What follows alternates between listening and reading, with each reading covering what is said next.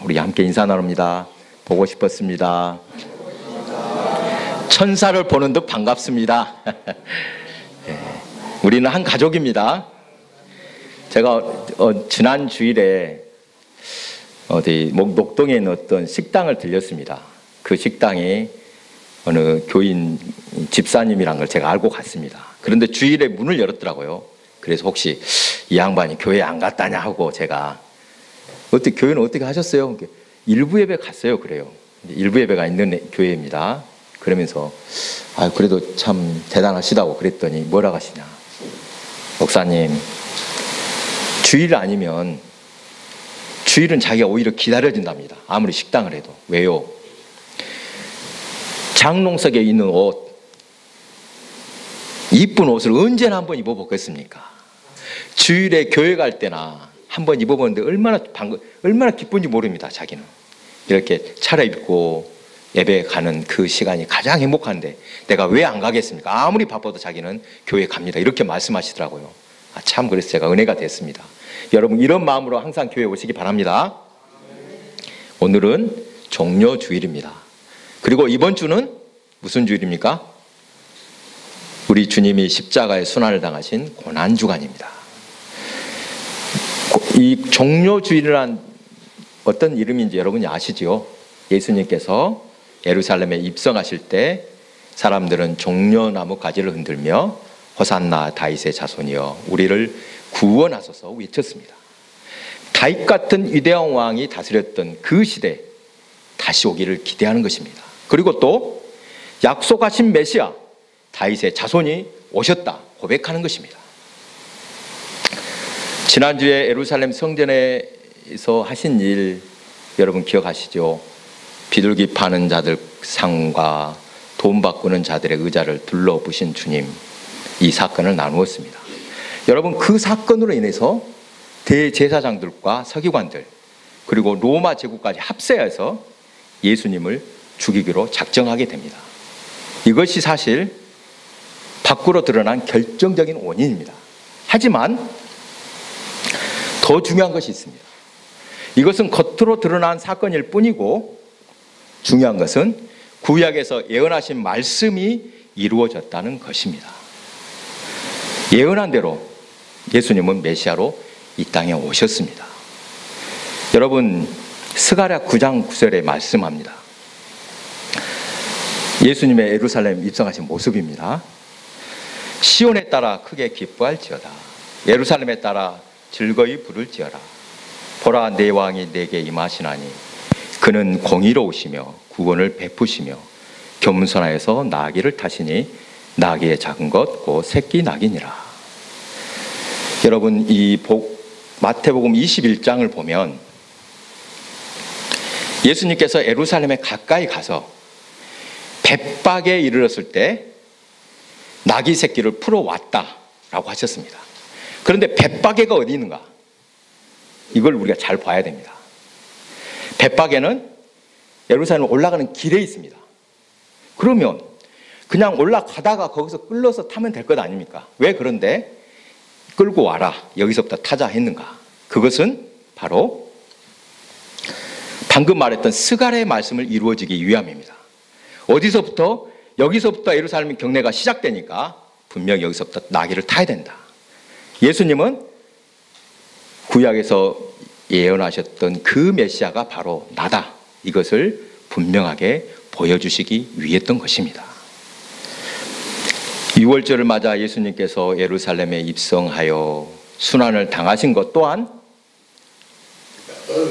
미리 정하신 것이다. 이 말씀이 이루어져야 된다.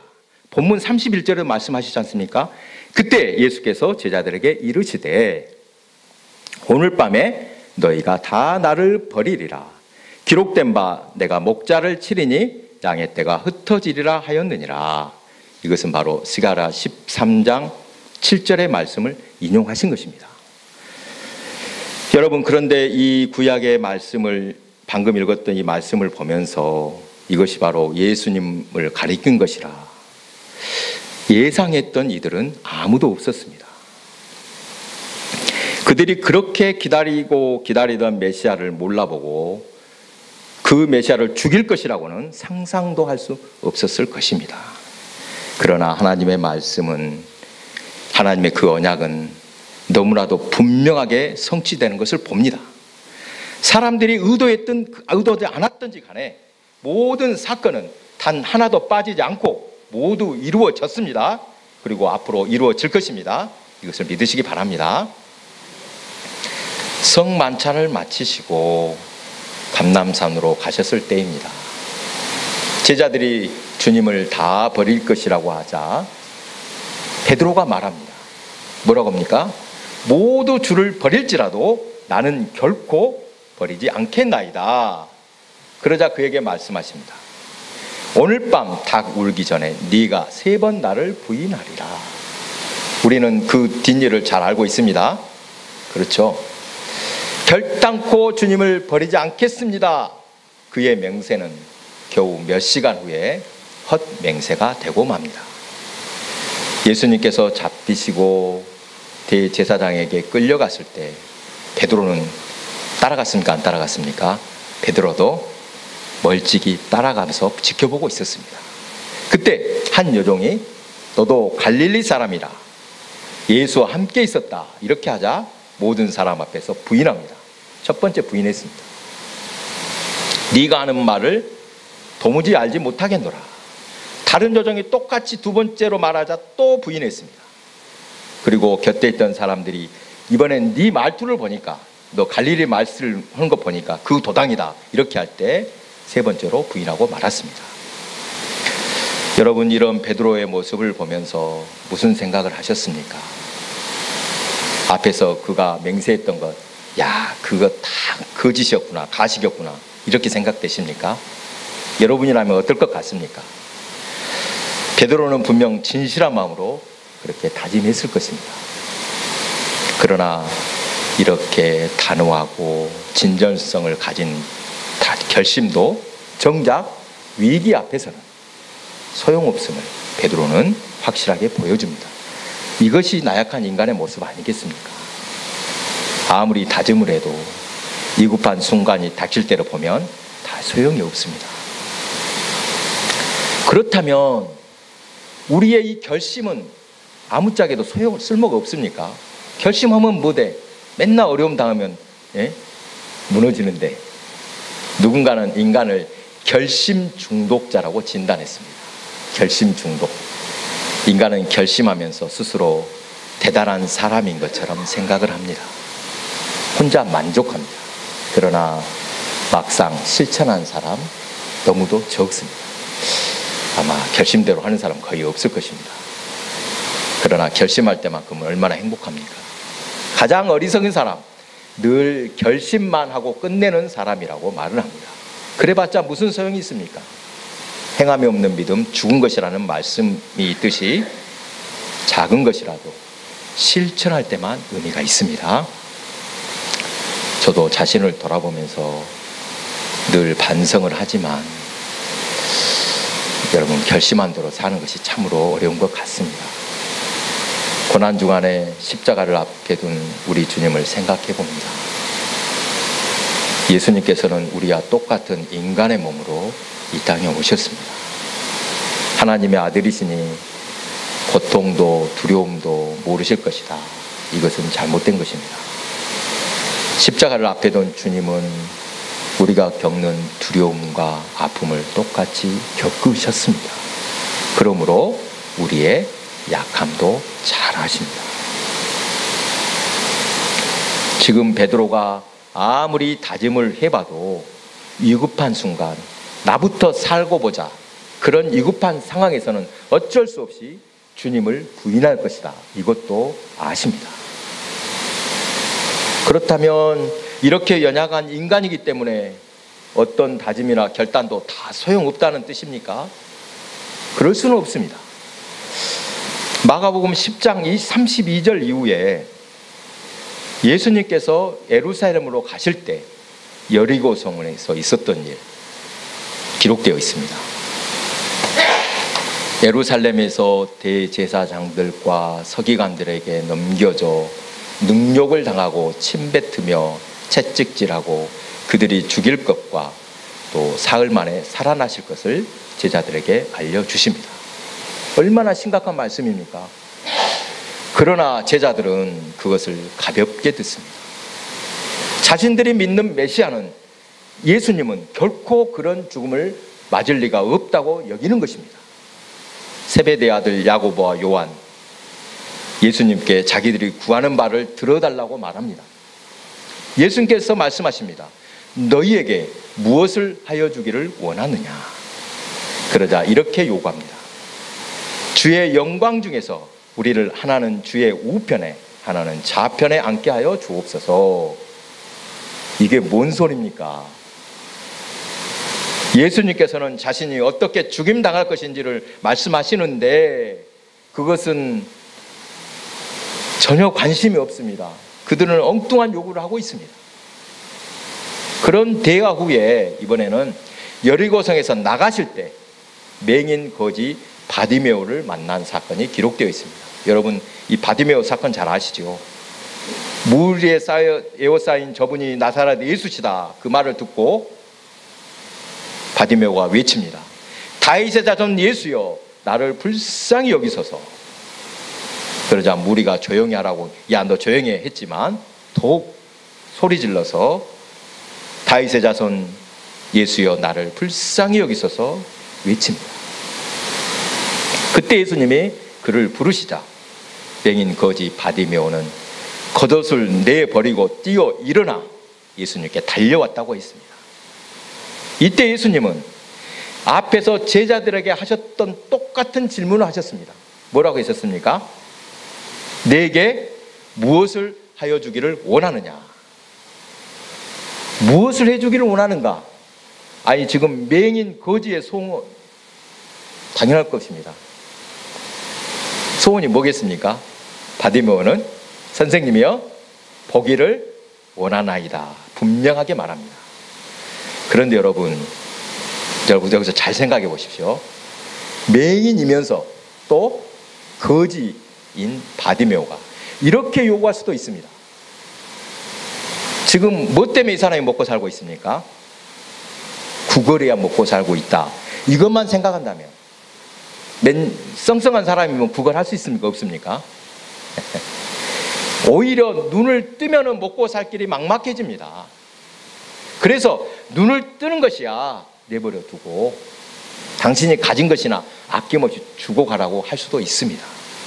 그러나 그는 근본 문제를 분명하게 알았습니다. 당장 눈앞에 먹고 사는 문제가 중요한 것이 아니라 온전한 사람이 되어 성전에 올라가 하나님께 예배하는 자가 되고 싶은 것입니다. 그렇게 하나님 앞에 나갈 수만 있다면 모든 문제는 해결받을 수 있음을 믿은 것입니다. 앞에서 제자들이 엉뚱한 요구를 한 것과 비교가 된다는 것입니다. 맹인 거지 바디메오 요구는 분명히 다름을 보여주십니다. 어차피 인간이란 다짐을 해봤자 그것을 다 지킬 수 없음을 알지만 근본 문제가 무엇인지는 알고 살아야 합니다. 아무리 어려운 길일지라도 안 될지라도 방향마저 잃으면 안 됩니다. 그러나 방향만 잘 잡으면 그래도 희망이 있다는 것입니다. 오늘 본문에서 모두 주를 버릴지라도 나는 결코 버리지 않겠나이다, 장담하던 베드로였지만 예수님이 말씀하신 대로 3번씩이나 부인하고 말았습니다. 그때 베드로의 심정이 어땠을까? 닭이 울 때 주님이 하신 말씀이 생각났습니다. 닭 울기 전에 네가 나를 3번 부인하리라. 이 말씀이 생각나서 밖에 나가서 심히 통곡했다고 합니다. 난 정말 못난 놈이구나. 아, 이렇게 나는 주님께 버림을 받겠구나, 이런 마음으로 통곡했을 것입니다. 제가 지난주 금요일입니다. 우리나라에서 최초로 치유야 상담의 개척자라고 할 수 있는 정태기 목사님, 여러분 이름 들어보셨지요? 이 정태기 목사님의 집회에 다녀왔습니다. 녹동 중앙교회에서 있었습니다. 인간에게 가장 큰 스트레스는 무엇이라고 생각하십니까? 여러분 어떤 때 가장 힘드십니까? 정태기 목사님은 그것은 외로움이라고 합니다. 버림받을 때, 나는 쓸모없는 사람이라고 여겨질 때 몸은 멀쩡하더라도 살 희망을 잃게 됩니다. 목사님은 어린 시절 겪었던 이야기를 들려주셨습니다. 그분이 신안 도초인가 어딘가 길 겁니다. 섬마을에 부잣집에서 태어났습니다. 여러분 그 당시에는 집안이 좀 좋은 집안에는 남편들이 무엇을 잘합니까? 집안의 가장이 첩을 드리는 일이 흔했다고 합니다. 여기서도 아마 그랬을 겁니다. 부잣집에서는 작은 값이 하나씩 드리죠. 그러면 어떻게 됩니까? 본부인과 첩 사이에 큰 갈등이 생깁니다. 상상만으로도 끔찍합니다. 거의 20살이나 어린 여자를 첩으로 들이니 속이 시커멓게 탔을 것입니다. 믿었던 남편이 나를 버렸구나. 그 외로움과 배신감에 가슴이 찢어집니다. 괜찮다가도 한 번씩 속에서 감당할 수 없는 고통이 올라옵니다. 우리는 그것을 무슨 병이라고 합니까? 화병이라고 합니다. 우리나라 사람에게서 흔히 발견되는 이 화병, 세계 사전, 옥스퍼드 사전에도 우리 그 말 그대로 화병이라고 실려 있다고 합니다. 참으로 우리나라는 한이 많은 민족입니다. 이 자리에 계신 분 중에도 어디서도 말 못할 우라가 치밀어 오를 때 화병 났던 경험이 한 번쯤 있을 것입니다. 그럴 때면 어떻게 달래십니까? 여러분은 어떻게 달래오셨습니까? 순간의 고통을 잊기 위해 아주 진탕 술을 마시는 사람도 있고 또 저마다 해결 방법을 찾습니다. 정신없이 뭔가에 몰두하기도 합니다. 그런데 좋은 방법, 누군가의 하소연하는 것입니다. 이 강사 목사님의 어머니는 깊은 밤중이라도 막 속에서 뭐가 올라오면 동네 아낙네들을 찾아갔다고 합니다. 찾아다녔다고 합니다. 그러면 어머니는 가만히 있는데 그 사람들이 더 울어주고 대신 욕을 시원하게 해준다고 합니다. 그렇게 한바탕 사람들을 만나 울고 나면 속이 뚫리는 것입니다. 아, 누군가 옆에 있어 준다는 것이 얼마나 큰 위로인지 알 수 있습니다. 제가 어제 어느 댁을 신방했는데 감동적인 사연을 들었습니다. 여러분도 아시긴 아실 것입니다. 그냥 다 알 것 같으니까 편하게 말하겠습니다. 남편 집사님이 연로하신 아내를 돌보고 계십니다. 연세가 많으신 어르신들을 보면 누가 누구를 보통 간호합니까? 할머니가 할아버지를 돌보는 것이 흔한 일인데 그 집사님 댁에서는 반대로 하고 계십니다. 두 분이 다 연로하시니까 자녀들이 볼 때는 어떻겠습니까? 걱정되죠. 그래서 어머니를 시설에 모시자고 자녀들이 제안을 했지만 집사님께서 단호히 거절하셨습니다. 본인이 끝까지 함께 내가 간호하겠다, 돌보겠다고 하셨습니다. 평생 나를 위해서 헌신해온 아내인데 어떻게 외롭게 그것을 내가 보낼 수 있겠습니까? 이렇게 말씀하셨습니다. 얼마나 감동적인지. 여러분, 어쩔 수 없는 경우가 아니라면 끝까지 서로를 돌보는 모습 참으로 아름답지 않습니까? 널리 알려서 본받으면 좋겠다고 생각이 되었습니다. 네. 너희가 다 나를 버리리라. 제자들에게 버림받으신 주님을 생각해 봅니다. 그리고 절대 그런 일 없을 것이라고 장담했는데 그렇지 못했던 베드로를 생각해 봅니다. 주님은 얼마나 마음이 아프셨을까? 베드로는 또 자신이 얼마나 원망스러웠을까? 고난주간을 맞는 우리의 마음이 베드로의 마음일 것입니다. 뭐 하나 똑 부러진 것이 없이 늘 주님 앞에 죄송한 마음입니다. 연약하여 늘 넘어집니다.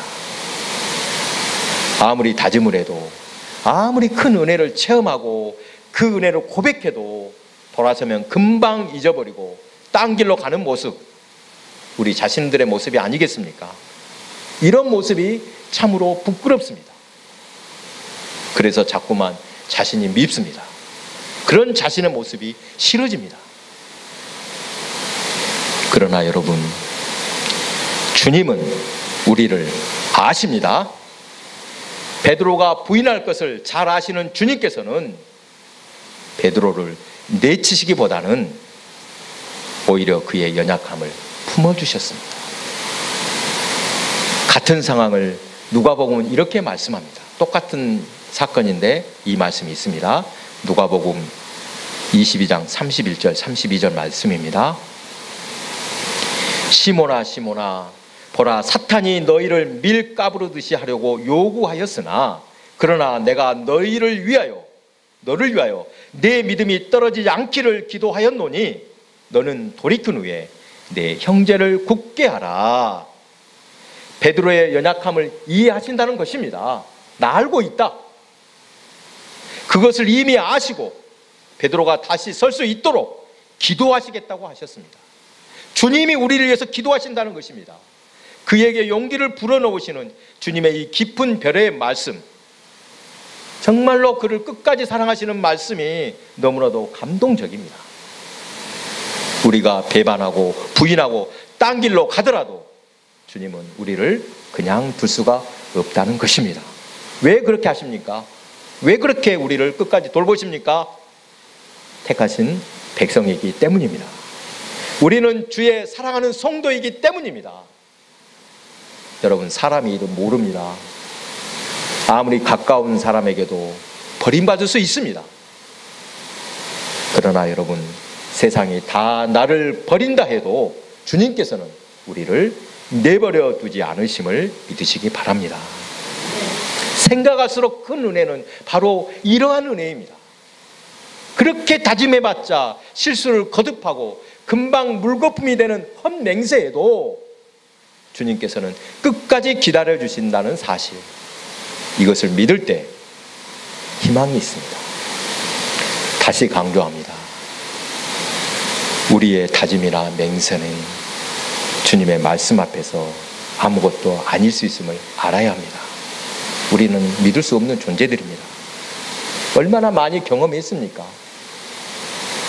주님의 도우심과 긍휼이 꼭 필요합니다.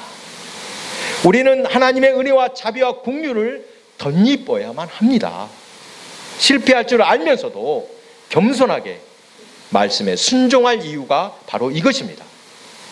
우리는 최선을 다할 뿐 하나님께서 은혜를 주셔야만 가능합니다.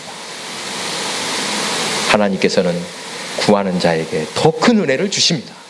아멘. 빌립보서 4장 4절에서 6절 말씀을 낭독함으로 말씀을 마칩니다. 주 안에서 항상 기뻐하라. 내가 다시 말하노니 기뻐하라. 너희 관용을 모든 사람에게 알게 하라. 주께서 가까우시니라. 아무것도 염려하지 말고 다만 모든 일에 기도와 간구로 너희 구할 것을 감사함으로 하나님께 아뢰라. 그리하면 모든 지각에 뛰어난 하나님의 평강이 그리스도 예수 안에서 너희 마음과 생각을 지키시리라. 아멘.